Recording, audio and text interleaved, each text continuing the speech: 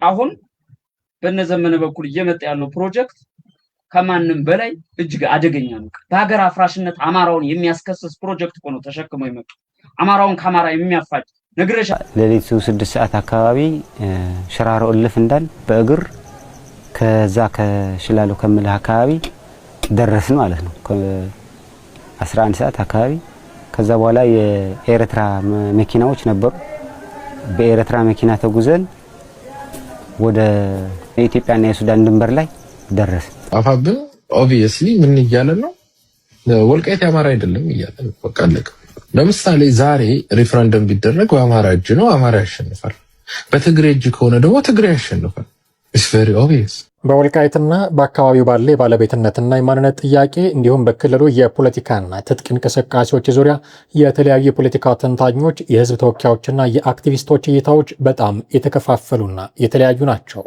በአንድ በኩል የዘመነ ካሴና ያደራጃቸው ደጋፊዎቹ እንዲሁም የቀድሞ የወልቃይት ጠገዴ ማንነት አስመላሽ ኮሚቴ አባላት እንደሚያስረዱት የወሰንና የማንነት ጥያቄው በታሪካዊ በባህላዊና በህዝብ ፍላጎት ላይ የተመሰረተ መሰረታዊ ጥያቄ በመሆኑ በድርድር ወይንም በፖለቲካ ግብይት የሚያልፍ አይደለም። በእነሱ እይታ እንቅስቃሴያቸው የአካባቢውን ህዝብ መብትና ደህንነት ለማስጠበቅ ያለመ እንጂ የህዝብን ፍላጎት አሳልፎ ለመስጠት የተደረገ አይደለም። በሌላ በኩል ደግሞ የተለያየ የፖለቲካ አቋም ያላቸው አካላት ተቃዋሚዎች ወይንም የሌሎች ብሔር ተወካዮች በትጥቅ ትግሉ ሂደትና በሚደረጉ የፖለቲካ ስምምነቶች ወይንም ድርድሮች አካሄድ ላይ ሂስ ያቀርባሉ።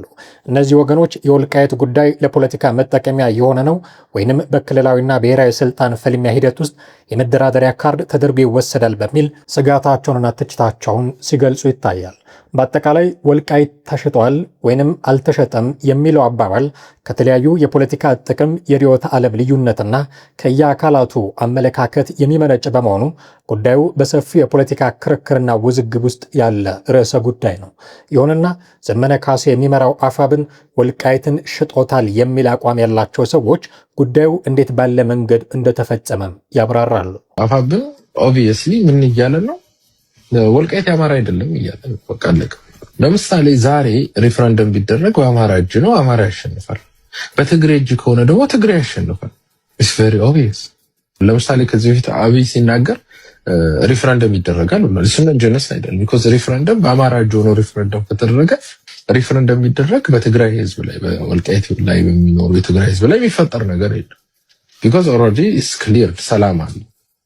በጦርነት ግን ኃይል ሲመጣ ግን አንጻራዊ ሰላም የለም። ህዝብ ተጨፍጭፎ፣ ህዝብ ተገሎ፣ ህዝብ ተፈናቅሎ ወደ ሪፍረንደም እንግባ ነው።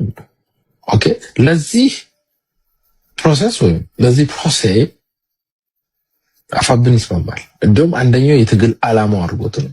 ስለዚህ ወልቃይትን ሸጧል፣ ራያን ሸጧል ሲባል እንደው ዝም ብሎ ይሄ ወርኪንግ ተርም ለዚህ ሙሉ ለንግግር ቶኪንግ ፖይንት ሳይሆን ፕራክቲካሊ ሸጦታል። በፕሮሰስ ወልቃይት እንዴት እንደሚሸጥ ፕሮሰሱን አስቀምጦታል።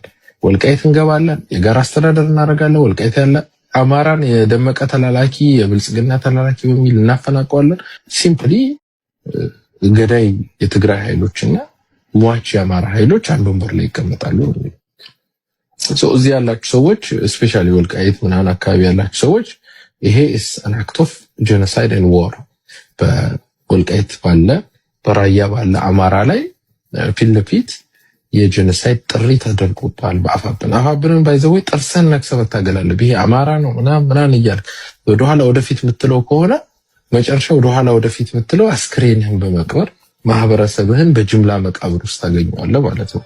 በፋኖ እንቅስቃሴና በአማራ ክልል ወቅታዊ የፖለቲካ ወይንም የትጥቅ ትግል ውስጥ የዘመነ ካሴና የድርጅቱ አፋብን ፕሮጀክት ስትራቴጂ እና ምልከታ በተለያዩ ወገኖች ዘንድ የተለያየ ትርጉምና ግምገማ ይሰጠዋል። የደጋፊዎቹ እንደሚያስረዱት የፋኖ ትግል ዋና ዓላማ በአማራ ሕዝብ ላይ የሚደርሱ ጥቃቶችን የማፈናቀልና የማንነት ስጋቶችን መመከት ነው። ዘመነ ካሴ የሚመራው እንቅስቃሴ ሕዝቡ ራሱን የሚያድንበት የህልውና ትግል አካል ነው ተብሎም ይታመናል። እንቅስቃሴውን ከተበታተነ ትግል ወደ ተደራጀ ሰራዊታዊ መዋቅር ወዳለውና የራሱ አመራርና ስትራቴጂ ወዳለው ደረጃ ለማሸጋገር የተደረገ ጥረት አድርገውም ያዩታል። እንደ ወልቃይትና ራያ ያሉ የወሰንና የማንነት ጥያቄዎችን በኃይልም ሆነ በፖለቲካዊ መንገድ አሳልፈው ለመስጠት መስጠትና የህዝቡን ፍላጎት ማስከበር የፕሮጀክቱ ዋና ማዕከል እንደሆነም ይገልጻሉ። ተቺዎቹ ደግሞ በፋኖ እንቅስቃሴ ውስጥ የተለያዩ ክልላዊና አካባቢያዊ እዞች በመኖራቸው የተቀናጀና አንድ ወጥ የሆነ ማዕከላዊ የፖለቲካና ወታደራዊ እዝ አለመኖር የትግሉን የወደፊት አቅጣጫ አሻሚ ያደርገዋል የሚል ትችት ይሰነዝራሉ። የትጥቅ ትግሉ የመጨረሻ ግብ ለምሳሌ በድርድር የሚፈታ የፖለቲካ ጥያቄ ወይንስ የመንግስት ስልጣን መቀየር በሚለው ዙሪያ ግልጽና ሁሉንም አሳታፊ የሆነ የታወቀ የፖለቲካ ፕሮግራም አለመኖርም በብዙ ተንታኞች ይነቀፋል። ረጅም ጊዜ የሚወስድ የትጥቅ ግጭት በአካባቢው ሰላም፣ ኢኮኖሚና ማህበራዊ አገልግሎቶች እንደ ትምህርትና ጤና ላይ የሚያደርሰው ውድመትና ሲቪል ማህበረሰቡ የሚከፍለው መስዋዕትነት የትግሉን አጠቃላይ ውጤታማነት ጥያቄ ውስጥ ያስገባዋል። በአጠቃላይ የዘመነ ካሴ ፕሮጀክት በፋኖ ትግል በአንድ በኩል የህዝብን ህልውናና መብት ለማስከበር የሚደረግ የቁርጠኝነት እንቅስቃሴ ተደርጎ ሲወሰድ፣ በሌላ በኩል ደግሞ ግልጽ የፖለቲካ መስመርና ማዕከላዊ እዝ የሚያስፈልገው ረጅም ግጭትን የሚያስከትል አከራካሪ አካሄድ ተደርጎም ይገመገማል። እነዚህ ቀጥሎ የምንሰማቸው ወገኖች ግን ዘመነ ካሴና ጋሻ ጃግሬዎቹ ጎጃምና ጎንደርን የሚያታኮስ ስራ እየሰሩ ነው ብለው ይተቻሉ። አሁን በነዘመነ በኩል እየመጣ ያለው ፕሮጀክት ከማንም በላይ እጅግ አደገኛ ነው። በሀገር አፍራሽነት አማራውን የሚያስከስስ ፕሮጀክት ሆኖ ተሸክመው ይመጡ አማራውን ከአማራ የሚያፋጭ ነግሬሻለሁ ከዚህ በፊት ዘመነ እየሰራ ያለው ስራ ዘመነና ጋሻ ጃግሬዎቹ የጎንደር ህዝብና የጎጃም ህዝብ እንደዚህ የሚያታኩስ ስራ ነው እየሰራ ያለው። እኛ እኮ ህዝባችን ግርታ ውስጥ እንዳይገባ ድንጋጤ ውስጥ እንዳይገባ እያልን ነው ብዙ መረጃዎች ምን ደብቃቸው። የድምጽ ሪከርዶችን ብናወጣችሁ ይሰቀጥጣቸዋል ለጆሮ። አሁን ከጎጃም አብራክ ነው እንዲወጣ ነው የምትሉ ለጎንደር የሚያስበው ከህወሓት ጋር መስራትና ለመስራት የዚህ ዘመን የፋኖ ታጣቂዎች ብቻ ሳይሆን በውጭ ሆነው የሚደግፏቸውም ሰዎች ራስ ምታት ነው። አንዳንዶቹ የአሁኑ የህወሓት ቅድስና ሰባኪዎች በሰሜኑ ጦርነት ወቅት መከላከያው መቀሌን ሲቆጣጠር በስቱዲያቸው ውስጥ በአንድ ቀረሽ ኮንሰርት ዘርግተው በአሰረሽ ምቺው ጭፈራ ላባቸውን አንጠፍጥፈው ታይተው ነበር። ታዲያ ያ ጊዜ አለፈና አሁን ፋኖ ከህወሓት ጋር ቢሰራ ችግሩ ምንድነው ባዮች ሆነው ተገኙ።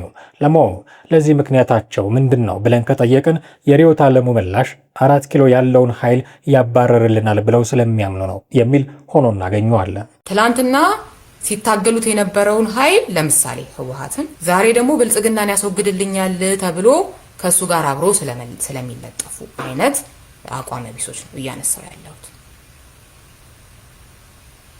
ከዛ ራሳቸውን እንደ ዜግነት ፖለቲካ አራማጅ ለዚህ ሁሉ ምስቅልቅል የዳረገን ዋነኛ ኃይል የሆነው አካል ጋር አብሮ ስለመስራት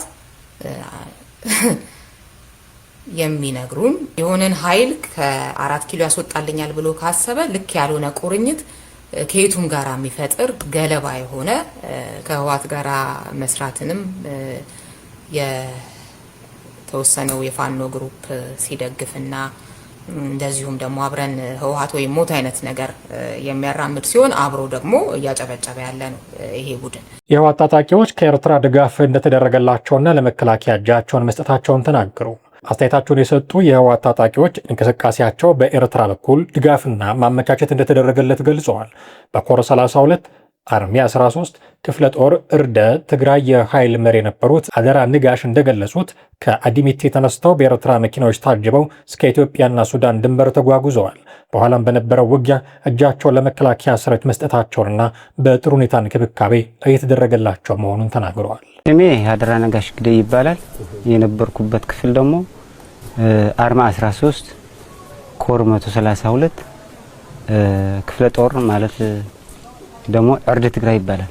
ሻምበል አዛዥ ወይ ደግሞ ኃይል መሪ የተነሳንበት ጉንበት 28 ወደ 29 ማንጊያ ነው። ከአድሚት የሚባል ቦታ ከሌሊቱ 6 ሰዓት ተነሳን። ከዛ ሌሊቱ 6 ሰዓት አካባቢ ሽራሮ እልፍ እንዳል በእግር ከዛ ከሽላሎ ከመለህ አካባቢ ደረስን ማለት ነው። 11 ሰዓት አካባቢ ከዛ በኋላ የኤርትራ መኪናዎች ነበሩ። በኤርትራ መኪና ተጉዘን ወደ ኢትዮጵያና የሱዳን ድንበር ላይ ደረስን። ሌሊት ሙሉ በቃ በመኪና ስንጓዝ አድረን ልክ ከሌሊቱ ሰዓት እዛ ማን ጧት ገባን 29 ማለት ነው። ልክ በ30 የተወሰነ አርፈን ከምሽቱ ማን ነው ከሌሊቱ 6 ሰዓት እንደገና ተነስተን በእግራችን ይሻለናል ብለን በእግራችን ተነስተን ልክ ሰኔ 1 ማለት ነው እዚህ ሸረሪና ገብተንዋል። ከምሽቱ 2 ሰዓት አካባቢ አንድ ማለት ሰኔ 1 ምሽጋችን ተቆጣጠርን። የአርም ሰባ የነበረበት ቦታ እሱ ተረክበን ሰኔ 1 ሙሉ በሙሉ በእጃችን ገባ። ከዛን ቀን ጀምሮ እስከ ሐምሌ 25 ድረስ እዛ ቦታ ላይ ነበሩ። ያው እንግዲህ የዛኔ ሴቶች ነበሩ። አንድ መኪና ነበረች። በርካታ ሴቶች ደክመው ስለነበር በዛ በጀልባ ማለት ነው የሱዳን ጀልባ ማለት ነው ይዟቸውን ተሻገረን።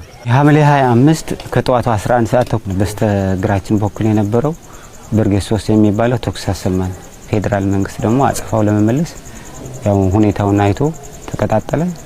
ውጊያው በዛ ቀጠለ ማለት ነው። የተወሰነ ተዋጋ፣ ብዙ ቁስለኛ፣ ብዙ የተሰዋለ። እንግዲህ ከዛ መሃል ላይ ነው እኔ ልተርፍ የቻልኩ ማለት ነው።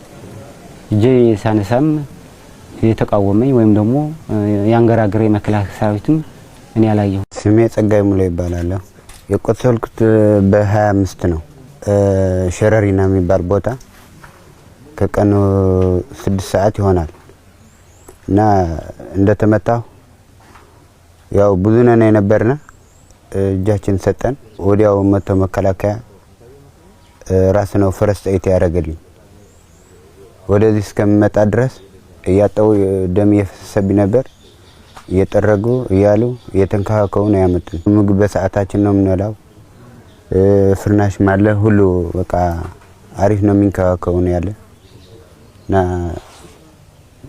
እናመሰግናቸዋለን። ግልገል በለስ ከማለዳ የጀመረው ተኩስ ተስተናግዷል። በቤንሻንጉል ጉሙዝ ክልል ግልገል በለስ ከተማ ዛሬ ከንጋቱ 12 ሰዓት ጀምሮ ድባቂ በተባለ አቅጣጫ የተከፈተ ተኩስ ከተማዋን ሙሉ ለሙሉ በቁጥጥር ስር ለመዋል ያለመ እንቅስቃሴ ተደርጎ እንደነበረም ተገልጿል። የተኩስ ጥቃቱን ታጣቂዎች በጥምረት የሰነዘሩት ሲሆን በከተማ ውስጥ በነበረው እንቅስቃሴ በሰዎች ላይ ጉዳት መድረሱ ታውቋል።